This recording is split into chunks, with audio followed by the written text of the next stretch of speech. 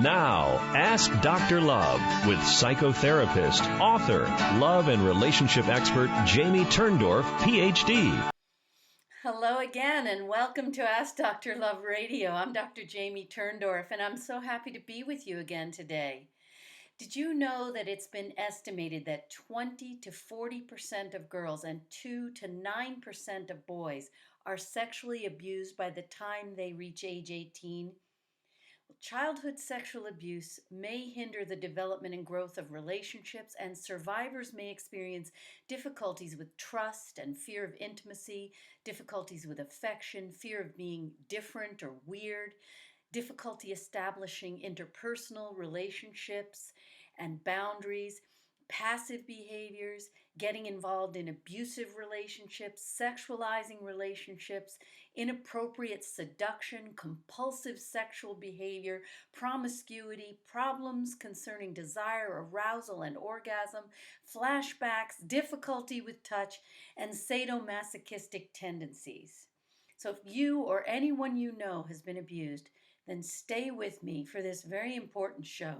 I'm going to not only talk about all the aspects of abuse, but I'm going to talk also about how you and or someone who's been abused can help get healing. Now, I also have 3 questions for you today. The first one, I pick the questions, of course, that relate to the topic whenever I can. This one's called Man Afraid of Intimacy Due to Sexual Molestation in Childhood. And in this question, I'm helping out a young man who was repeatedly raped by his sister when he was a child. And as a result, he is repulsed by women and he thinks of himself as gay. Now, he's unable to come out of the closet due to his culture and that they don't accept gayness in his culture. And he's plagued with fear over how he's going to manage getting married and performing sexually with a woman. So stick with me to discover my recommendations for how he can heal and set himself free. The second question I'm calling Teenage Stepson, and here I'm helping out a stepmother who lost her cool when she walked in on her 14-year-old stepson being masturbated by an older neighbor girl. She threw the girl out, won't allow him to see her again, and now her stepson isn't talking to her. So stick around to find out what she's got to do to clean up this mess with her stepson. Third question is, husband wants divorce, never loved me 32 years later. And in this sad question, I'm working with a 61-year-old woman who is heartsick over her husband's announcement that he never loved her and he wants a divorce so he can go out and finally find love. So stick around to find out how I'm going to help her handle this bombshell. And of course, I'm going to try to give you a reading between the sheets segment here where I take your toughest sexual problems and I read between the overt surface of the problem to figure out what's really going on. And in this question, wondering why she's dead from the waist down, I'm helping out a young man whose beloved girlfriend's sex drive has suddenly just dried up. And he says they're madly in love and he can't figure out what's wrong. So stick around to find out the reason why her sex drive has gone undercover. Okay, so let's get down to today's topic, childhood sexual abuse.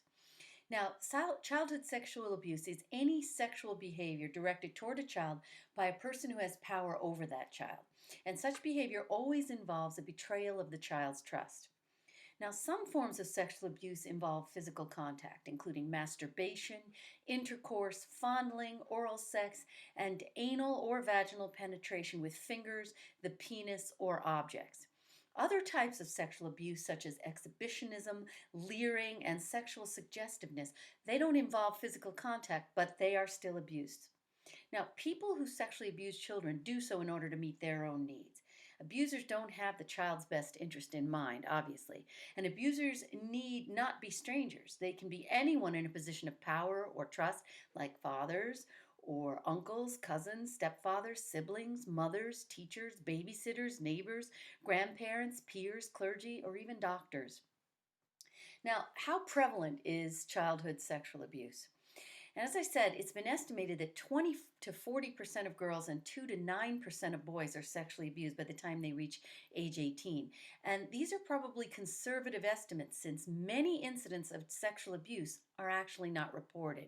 Now, interestingly, when I was doing research on this show, I found out something that was really remarkable.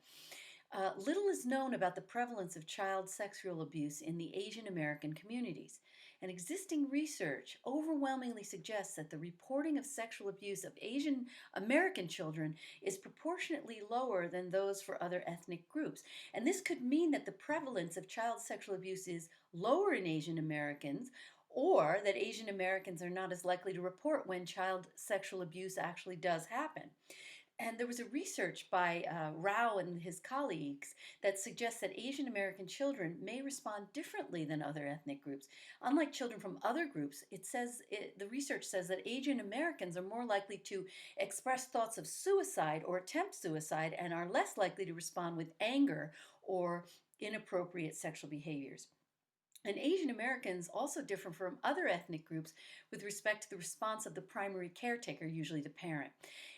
The research found that compared to caretakers from other ethnic groups, Asian American caretakers were least likely to report abuse to the authorities and more likely to disbelieve the abuse and least likely to complete evaluation and treatment of the abuse victim.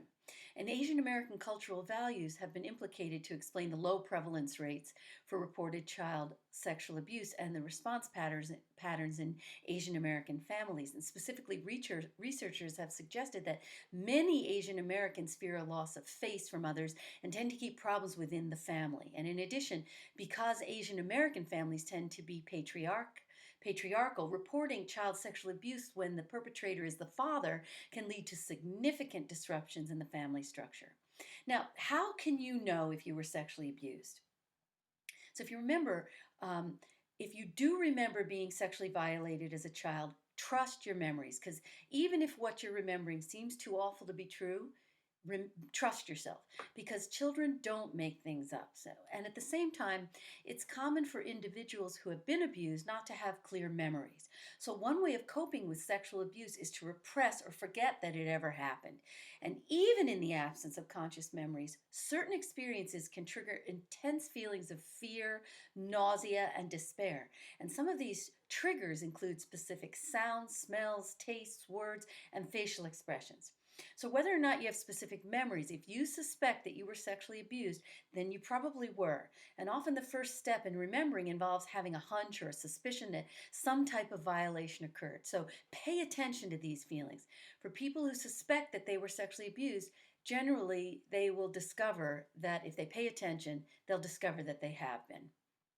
Now, many people will ask me, well, if it happened way back then, why do I have to deal with it now? Well, there are many factors that make it impossible for children to receive the help that they need at the time of the abuse. And unfortunately, many children who do seek support are met with reactions such as disbelief, lack of concern, and even blame of the victim. So, despite efforts to seek help, the abuse may continue or even get worse. And there are many understandable reasons why children don't seek help at the time of the abuse, because abusers often scare children by threatening to retaliate or by insinuating that the child isn't going to be believed. And the abuser may also confuse the child by implying that the abuse was the child's fault. Comments like, you asked for it, you were all over me, I know you enjoyed it. They are often used to blame the child and the victim and keep the person in a state of silence. And you always have to remember, tell yourself, tell any child, sexual abuse is never the child's fault. Now, for whatever reason, if the abuse is not dealt with at the time that it occurs, its damaging effects will be present years to come. So, what are some of the effects of child sexual abuse? Now, there are many ways that people experience the harm that results from having been sexually abused. Now, initially, the effects of sexual assault and rape are physical, obviously: bleeding, vaginal or anal, difficulty walking, soreness, broken or dislocated bones, even STDs, and if the child is old enough, there are 5% of the sexual abuse cases that result in pregnancy. Now, after a traumatic experience like rape or an assault, it's common for the survivor to feel shaken and sort of unlike him or herself. And it's a complex form of trauma that breaches the physical, the mental, and the spiritual trust of the person against his or her will. And this is especially damaging to a child whose brain is highly elastic during the formative years. We're also going to see PTSD symptoms. So it's triggered by a terrifying event, and common symptoms associated with PTSD are flashbacks and nightmares, anxiety, uncontrollable thoughts about the event. And due to the high levels of stress caused by the abuse, a person can experience chronic fatigue, shortness of breath, muscle tension, involuntary shaking, changes in eating and sleeping patterns, and even sexual dysfunction. And in women, issues of menstrual cycle and fertility issues are also common. And many people who go through traumatic events have difficulty adjusting and coping for quite some time. But with time and support, such traumatic reactions usually get better. We're also going to see in many cases depression. It's more than just a feeling of temporary sadness, and symptoms can include prolonged sadness, feelings of hopelessness, unexplained crying, changes in appetite with significant weight loss or gain, loss of energy, loss of interest and pleasure in activities that you previously enjoyed. And it can even affect your outlook on life, feelings of hopelessness. And this in turn can impact your thought process and ability to make decisions. And in extreme cases of depression, people may even experience suicidal thoughts and or attempts at suicide. Now, if you or someone you know is experiencing suicidal thoughts, refer them to the National Suicide Prevention Lifeline. And there's an 800 number. It's 1-800-273-TALK. Now, you're also going to notice in cases of sex abuse dissociation. And this usually refers to feeling like you've checked out, you're not fully in your own skin. In some cases, you may even feel like you're daydreaming or sleepwalking. And in chronic dissociation, I'm really not getting my words out today, it can actually impair your ability to function in the real world. It's like you're not able to concentrate on your work or your schoolwork. And some survivors may actually also engage in substance abuse or drugs or alcohol to help them cope or numb out the overwhelming feelings. So there are also long-term effects. These are the short-term effects. Now, the long-term effects are going to be the effects to your self-esteem. So let me give you a couple questions that you can ask yourself to see if this is your case. Do you feel like you're not worthwhile as a person? Do you feel dirty, bad, ashamed, like just ashamed of yourself? Do you have a hard time nurturing yourself? Do you feel that you have to be perfect? And do you feel emotional long-term effects? Like, do you feel angry? Do you feel like blame? Or do you live in a state of shock, numbness? Do you feel out of control?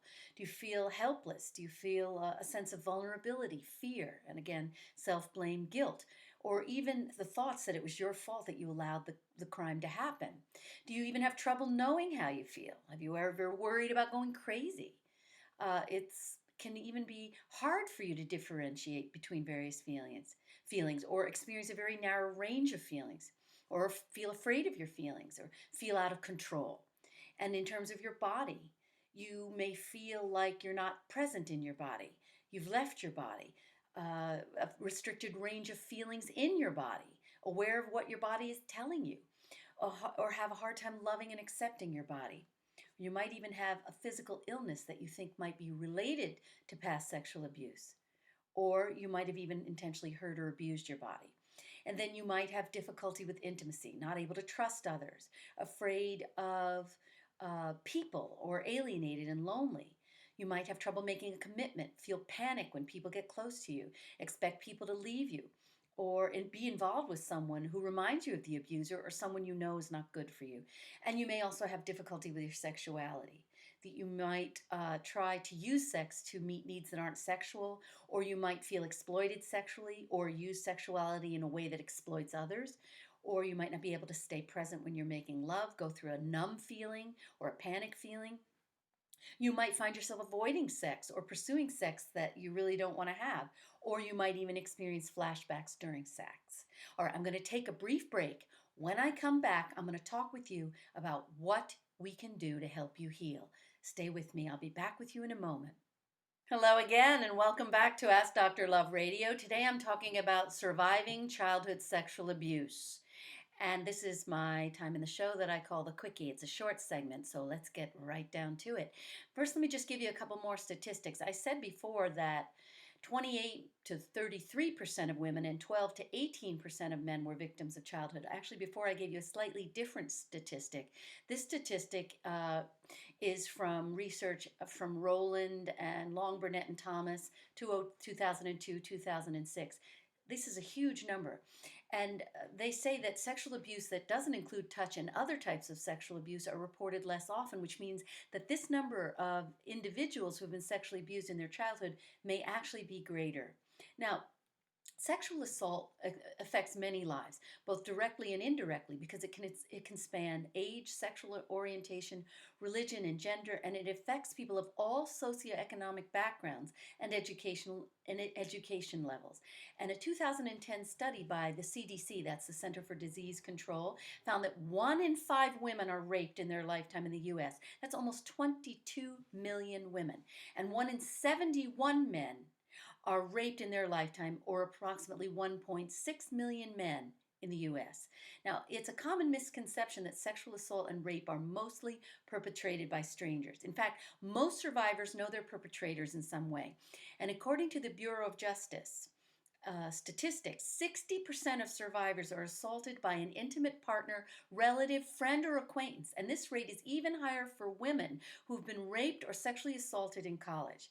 Now, while sexual assault can affect anyone at any point in his or her life, 79.6% of female rape victims were under the age of 25 when the incident occurred, and 42% had been raped before the age of 18.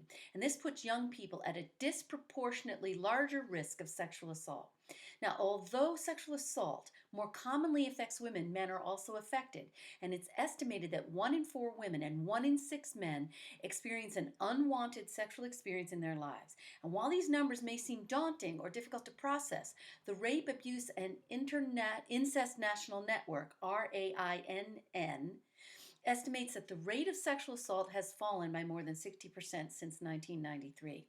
Now, remember, the healing process takes time. Safety and attention to self-care is so vital for you. Finding small activities that bring peace and joy, such as practicing meditation once a day, painting or cooking, can make a world of difference.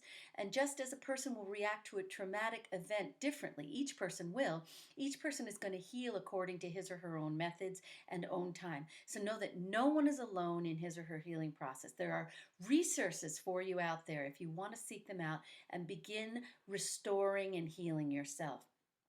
Now, I know you may be thinking, will I ever feel better? And the devastating effects of sexual abuse don't need to be permanent. Just keep remembering that. You can heal. You've already survived the worst, the abuse itself. You have choices now that you didn't have then. And if you choose to commit to your own healing process, have patience with yourself, and let others support you along the way, you can learn that it is possible not only to survive, but to experience what it means to be truly alive. So where do you begin? So if you think you've been sexually abused, speak with a trained professional. This can be very, very helpful. You don't need to be alone in your pain. In fact, breaking the silence is one of the most important components of the healing process. Make an appointment with a professional who's going to understand what you've been through. And let me give you some other resources for additional help. Read the book The Courage to Heal by Ellen Bass and Laura Davis. The Courage to Heal Workbook by Laura Davis. Victims No Longer by Mike Liu. Outgrow the Pain, it's a book for and about adults abused as children. And last but not least, Incest and Sexuality, a Guide to Understanding and Healing by Wendy Maltz and Beverly Holman. Also check out the website Joyful Heart. The site focuses on empowering survivors of sexual assault and rape. Let me give you a few tweets to just inspire you a little more. You can get past the wounds of the past. Never feel that you can't heal. And you can go from emotional reeling to emotional healing. And the secret to healing from abuse is to allow your anger to come loose. Believe, and you can achieve. All right, let me take a brief break, and I'll be back with you in a moment on Ask Dr. Love Radio. Hello again, and welcome back to Ask Dr. Love Radio. I'm Dr. Jamie Turndorf, and I'm talking today about childhood sexual abuse, what you can do to survive and thrive. And I wanted to take a minute before I go into the questions and to talk to you about something that I have heard about in my own practice. And this is not something that is widely discussed. I have a patient who talked to me about having been abused in childhood by a child pornography sex ring. And her entire family fell prey to this. And it is not something people discuss. Rings of childhood prostitution, police people, politicians, huge, huge bands of people that are apparently going on and conducting these kinds of things under the radar. And the people who are victims of these kinds of rings feel completely alone and isolated because nobody believes them, and the people who perpetrate the abuse against them are in such positions of power. So I understand that there are websites out there that also talk about this. If this has been your case, please seek out support. Find these websites and open up the dialogue about this. Get support because you are not alone. And if there's anybody who wants to call me, I know most people listen to the show after the fact, but if there's anybody who's listening who wants to share story with me, pain, call me. I'm here for you. All right, let me go into a question that's entitled Man Afraid of Intimacy Due to Sexual Molestation in Childhood. Hello, I stumbled upon your website while searching for an answer to my condition. I'm a 25-year-old male and a virgin. I have had brief affairs in the past, but none of them led to any physical contact. I haven't even kissed, to be exact. My primary problem is that I'm afraid of having intercourse and I am repulsed by even thinking about it. My fears stem, I believe, from my childhood experiences, which were repulsive for me. When I was very young, maybe when I was between 5 to 7 years old, I was the victim of forced incest by my own elder sister for a few years, and they finally stopped when I was about 9 or 10. My sister has always been very sexually active since her childhood, and she did not spare me when she found an easy way to get off using my body. Naturally, in her company, I became aware of all matters sexual even before the sexual molestations began. Her continued attacks made me hate the female anatomy and feel afraid of having intercourse. I found boys and men kinder as I knew I would not be sexually harassed by them. This liking would not have mattered had I not become involved in a sexual liaison with another boy when I was around 12. Since then, I have liked and lusted the male form, though I haven't been sexually active for the last 9 years. I never had any intercourse with him, of course, being too young, but this lasted for 4 years, after which our paths separated. I was 15 then, and it's not that I am a misogynist. I like and admire good-looking girls, but I do not feel any sexual tension while watching them. I guess my homosexual experiences and lack of proper heterosexual experience is responsible for that, and I'm quickly approaching marriageable age, and I'm under severe stress and fear of failing to maintain a heterosexual relationship. And I should add that my family is terribly conservative and no one knows I'm gay. Can I maintain a heterosexual relationship, become acclimatized to the female gender, and derive pleasure from it? Being gay is not an option for me at all, and I would like to have a family. I just can't imagine having sex, and I'll probably not even get an erection. Should I try having sex with a prostitute first to become sure of myself? Please help. I cannot embarrass myself or my parents, who are very good people. Oh, well.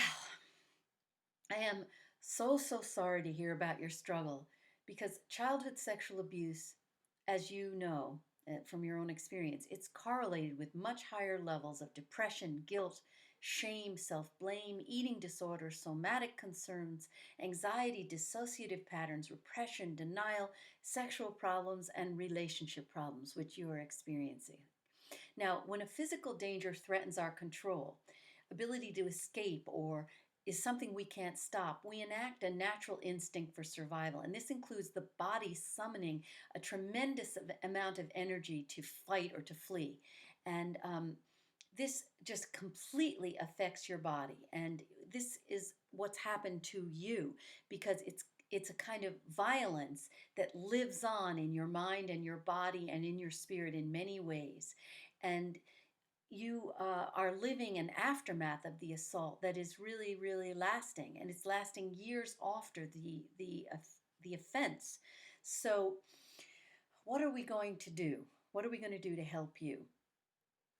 Now, I hear you say that living a gay lifestyle is not an option for you, and probably because of the culture in which you live. Now, I am thinking that the possibility that you believe you're gay is because you have turned to men as a refuge from women who trigger memories of your sister's abuse.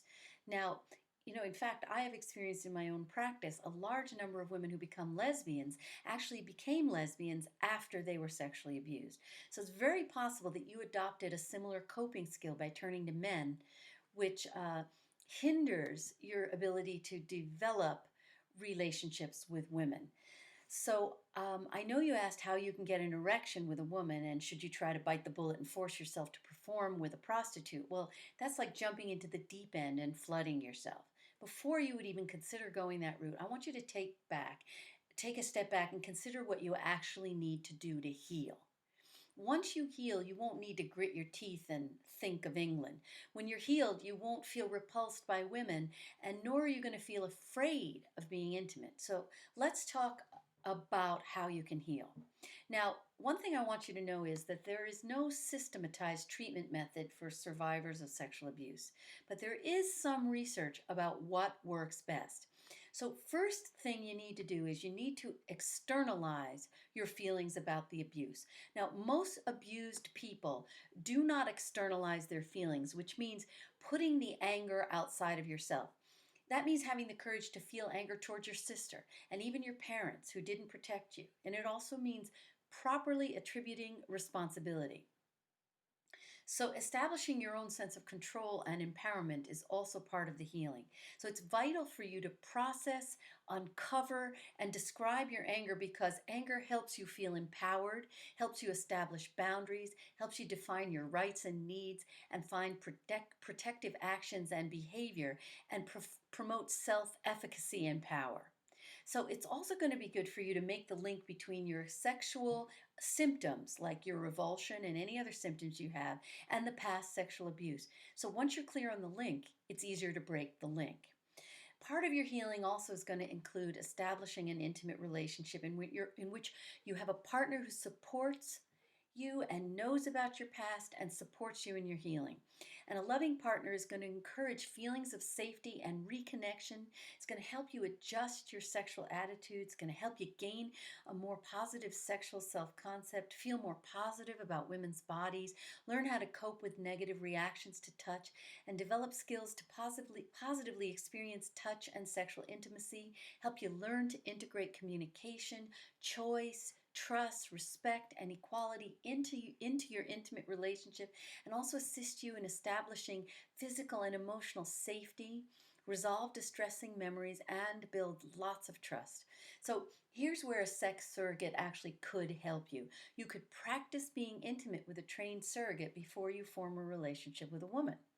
Now, beyond all these mainstream approaches, you might consider trying some of the new energy medicine techniques that are designed to literally reprogram your brain and free you from the chains of past traumas.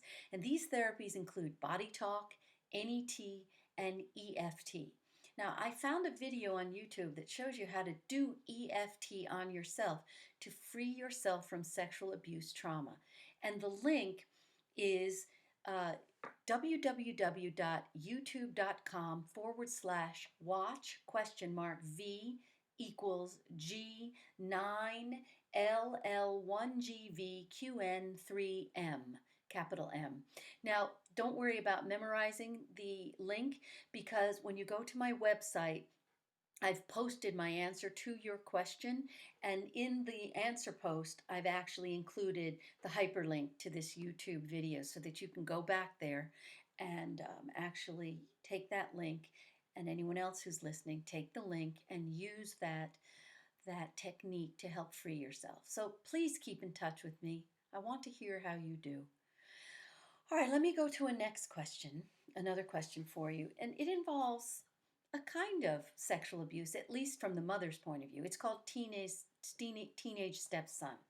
So, hi, Dr. Love. I have a stepson who lives with me and he's 14 years old. And I have to admit that my relationship is not the greatest right now with him. I have been his stepmother for most of his life, but lately he's been getting really out of control. My husband is a truck driver and he's away, and so most of the time it's just the two of us. Now, the neighbor girl has been coming over after school every day, and she's really become a problem lately. Not because she's coming over, but because they go into his room and close the door. So casually, I come in every so often to keep an eye on them because she is a couple years older, and I wouldn't put it past her to take advantage. So I come in, and I'll spare you the graphics. She had her hand somewhere inappropriate, so I sent her home. My stepson wouldn't talk to me after that. His only response was, "We weren't doing anything." But I told him, "She's not allowed over anymore. Do you think I was overdoing it?" Okay, so look, I do understand that you were shocked by what was going on with with the neighbor girl, but the most important thing here is choosing a course of action that supports your relationship with him, because tearing his friend from him and forbidding him from seeing her as you have seen has driven a wedge between you and him. Forbidding any kind of contact isn't the ideal way to teach him about his sexuality. Besides, when you forbid a teenager from doing something, he'll just want to do it all the more just to rebel against your authority, because that's what a teenager does anyway. So let's face it, his body belongs to him. As much as you want to control him, you can't. And he can always find a way to be with this girl or someone else if he wants to. So instead of punishing him, talk to him. Discuss sex. Tell him that it's a divine gift to be shared with someone that you love. You can talk about the fact that the drive is strong at his age, which makes it easy to fall into casual sexual encounters. But the ideal is to bring our sexuality into a union of heart, mind, and soul. Now, masturbation is a good way to handle one's desire, no pun intended, until the right partner comes along, and you could say this to him. Now, if you speak with him in a way, like the way that I said, your relationship will be repaired, and he'll also have a much better understanding about his own sexuality, which is what we want. So we want him to be informed, and we want also for you and him to be close. Now, if he feels embarrassed to talk directly to you, then what you could do is perhaps write him a little note. Go to my website, look at my answer to you, because my answer is posted and all written out there on the site. Every time I pick a question to answer on my radio show, I also post it on the site.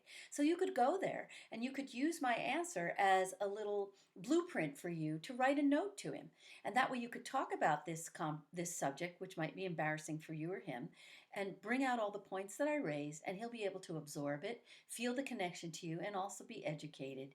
And I promise you, you will get along with him better as a result.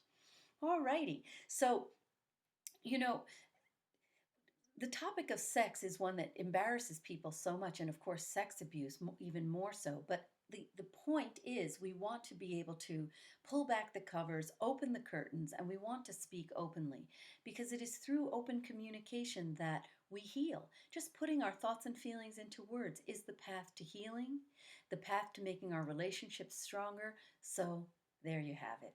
Let me take a brief break. I'll be back with you in a moment on Ask Dr. Love Radio. Hello again, and welcome back to Ask Dr. Love Radio. I'm Dr. Jamie Turndorf, and it's my pleasure to be with you again today.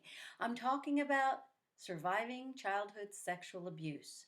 And I have a question that is peripherally related. Here, a wife is actually feeling emotionally abused by a husband who is tormenting her and telling her he doesn't love her after 32 years of marriage. Well, I'll tell you her words. "Hi, I've read many other posts, but none relates directly to my problem, as my husband insists he never had that spark for me.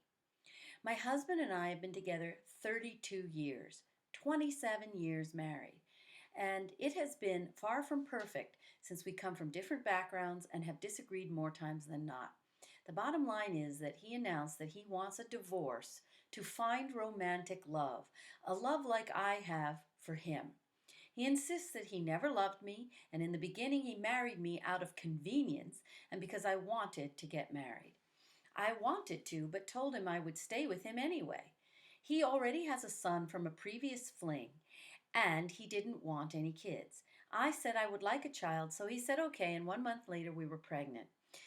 We tried for a second, and after two miscarriages in between, we had our second son.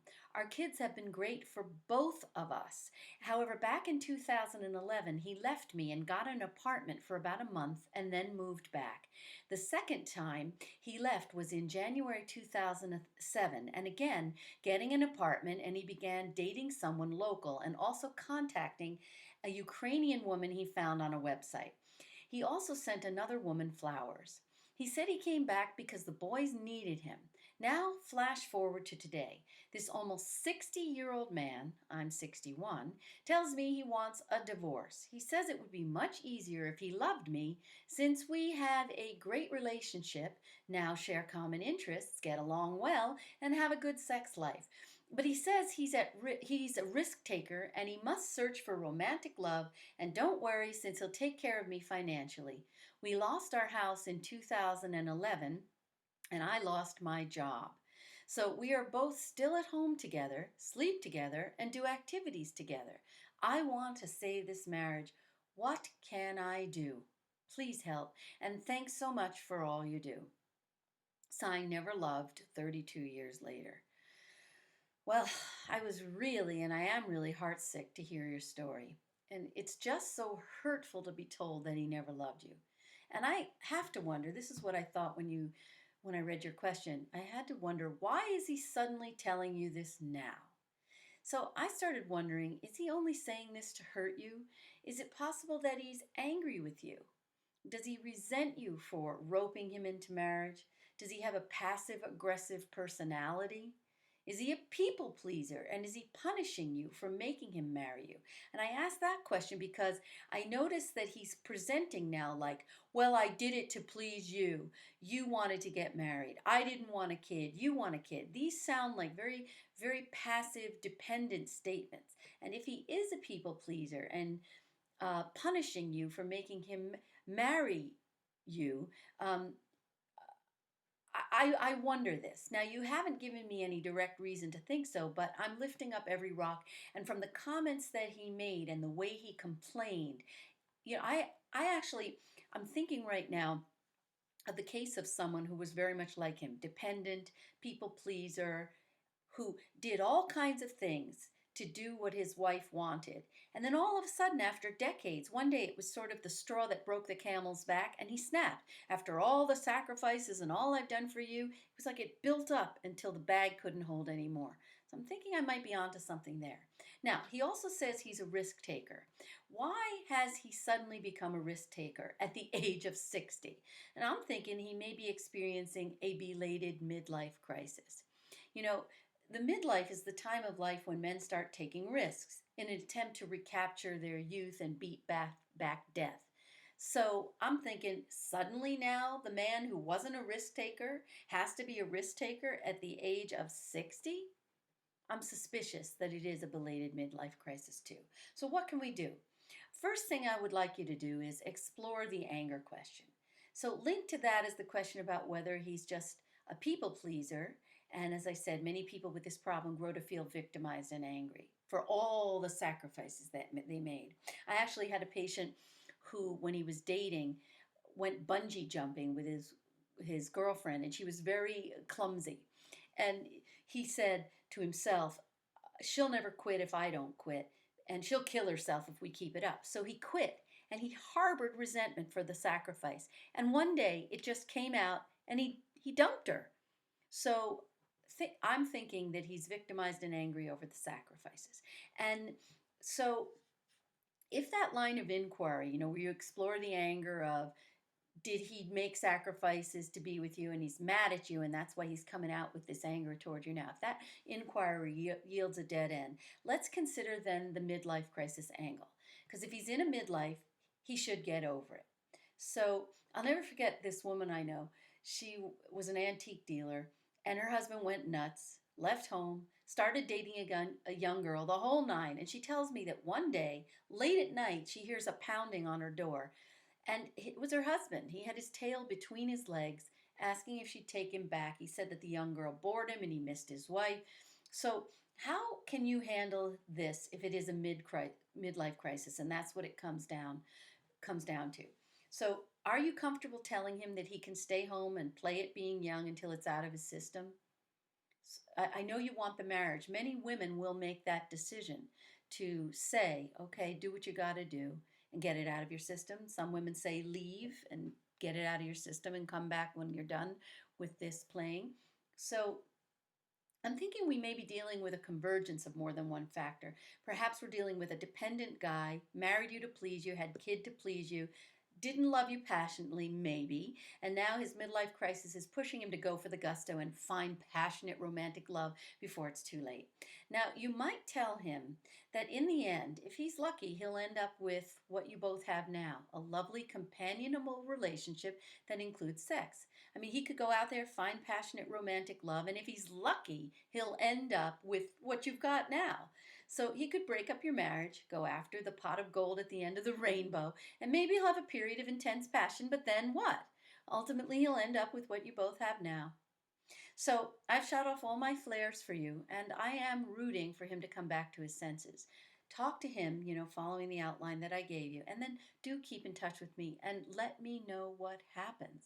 This is very, very important. I want to hear. All right, so I have a reading between the sheets question, but I also want to just tell you for a moment now, when I answer your questions online and here on the radio, I would like you, if you could take a moment, go to my website. There's a commenting feature. I'd like to have more of a dialogue with you. Place a comment. Tell me how my answer works for you. Give me the feedback so that our relationship is furthered, so that I'm invested in you when I answer the questions that you ask me. I want to know how you're doing. I want to hear follow up from you. So post post a response. Let me know what worked, what didn't work, what you need more of. I want to keep the dialogue going. Also, another thing, like my fan page on Facebook. I have a new webmaster now, and my new webmaster is saying, Jamie, you've got a huge following, and ask your people to like you on Facebook. It's kind of dumb if you think about it, that these kinds of things matter, but in the world today, people look at the number of likes on Facebook, and I never did anything to pursue the Facebook page and pursue the likes. So uh, do that for me, because it's a way of giving back something to me for all the time that I invest in you, in putting these shows together and answering the questions. So follow me on Twitter, like me on Facebook, and also buy my books when they come out. It's another way of supporting what I'm doing for you, because my ministry here is a completely free charitable ministry. I have been doing this for more than 15 years. How many years has it been? 93? Almost 20 years now since the web began. I've been doing this charitable ministry, and it doesn't make me a dime. I completely invest in this to help you. And one way to bring back something to me is buy my books. And I have two books that are going to be coming out very soon. Hay House, Hay House, that very, very big publisher. They publish all the top spiritual authors. They publish Deepak Chopra and Wayne Dyer. They just bought two books of mine. The first book that they bought is called Kiss Your Fights Goodbye, which brings out my whole proven conflict resolution method. That book's going to be coming out in January. And then in the spring, they're going to be publishing my book that shows you how to reconnect and make peace with the deceased, and presents my conflict resolution method brought to the world of after-death communication. So that'll be in the spring. Not sure of the title of that, but when we get a little closer, I'll tell you about that. Alrighty, so now let me do the reading between the sheets question, and here it is. And here's another little thing. I'm doing a lot of housekeeping today. When you submit questions to me, make sure to use the right contact form on my website. Because if you just use the general contact form, it doesn't go into the database and get input. And that's important, because if it's input into the database, then when I answer your question, you will receive an automatic notice from my site saying to go back to my website to look for my answer.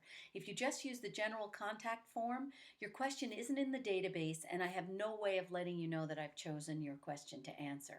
And this is one of those questions. So I'm hoping that you're listening to the show and that you realize that I've answered you, because I had no way of telling you. All right, so here it is. Dear Dr. Love, I'm a 25-year-old educated male, and my girlfriend is a gorgeous 22-year-old. We are madly in love and know that we will be spending the remainder of our lives together. We are generally very happy with our lives and our relationship. We complement each other in every way. Now, we have been together for 19 months, Initially, her sex drive was very high, and there was very much experimentation and exploration of each other's sexuality. And she can generally orgasm within a few short minutes, and she can sometimes orgasm 10 times during a 20-minute lovemaking session. You go, girl.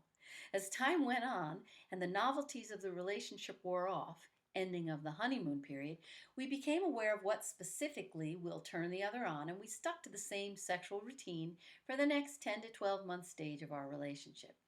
The last 6 months, her desire for sex progressively declined, yet our romance and love maintained its strong position. We would have had sex maybe 6 times in the last 2 months. Half of those 2 months were spent on holidays, having a wonderful time and being connected. She is clearly unhappy about this, and we've discussed strategies to overcome this, but they don't seem to work, and the same justification kept coming up. The justification was often to do with the time hasn't been right, and both of us know that this is a simple excuse. She's never been into self masturbation. She takes the birth control pill, and she also doesn't exhibit signs of normal menstruation. Her body experiences the natural menstruation cycle, both hormonally and psychologically, but she doesn't bleed. And she's had this assessed by a team of obstetrician gynecologists, and they explain that she's the lucky few people that have this presentation, and her fertility is unaffected. And she doesn't take any other medications. She uses small amounts of marijuana weekly. She experiments with other drugs infrequently. She's never had a significant loss of sexual desire, and she's been sexually normal in her previous relationships. And I've asked if her loss of desire has anything to do with dissatisfaction with our sex style, and she denies this. And we have a trusting and loving relationship, so I wouldn't suspect that she would be telling me lies pertaining to a potential dissatisfaction with me. So, how could this be? What is the best approach to overcoming her lack of sexual desire? Okay, I know the answer to the mystery. So, you mentioned that your girlfriend's sex drive abruptly stopped. And I'm betting that it's the birth control pill that's affecting her. And I bet she wasn't on the pill when you began your relationship. And if you're like many couples, once you became exclusive, you tossed the condoms in favor of the birth control pills. Now think about what the pill does. It creates an unnatural hormonal state by stopping ovulation. And ovulation is linked to desire. Ovulation is linked to the biological urge to have sex in order to get pregnant.